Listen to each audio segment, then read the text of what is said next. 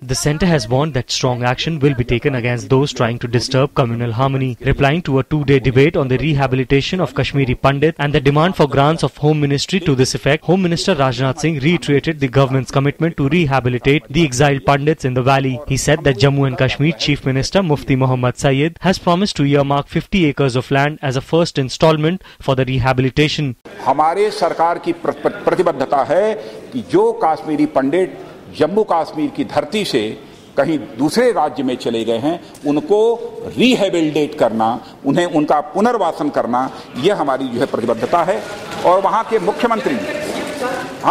मुख्यमंत्री जी आए थे, उनसे हमारी बात हो गई है और पहली किस्त में उन्होंने 50 एकड़ जमीन देने का भी मुझसे देने की आश्वासन दिया है। Making a strong pitch for communal harmony, he said that there should be no politics in the name of religion. दुनिया के हर देश में धर्मांतरण रोकने की मांग, एंटी कन्वर्जन बिल लाने की यदि मांग होती है तो माइनॉरिटीज के द्वारा होती है, लेकिन भारत में ऐसा नहीं होता है।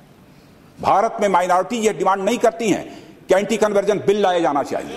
और मैं समझता हूं घर वापसी हो, धर्मांतरण, इसको लेकर कम्युनल हार्मनी के ऊपर जो क्वेश्चन मार्क समय समय पर लगता रहता है, तो शायद इसको दूर यदि हम करना चाहते हो, यदि यह सभी सदन सहमत हो तो एक बार यह फैसला कर दे कि हम यहाँ एंटी कन्वर्जन बिल सर्वसम्मति सदन में पारित करेंगे। मैं समझता हूं कि फैसला हो जाए।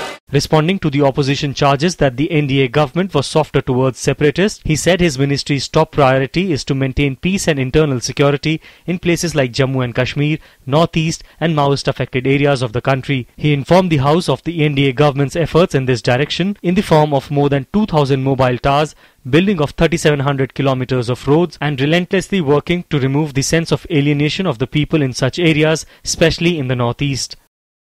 With Vikramjit Singh, Shailendra Mishra's report, DD News.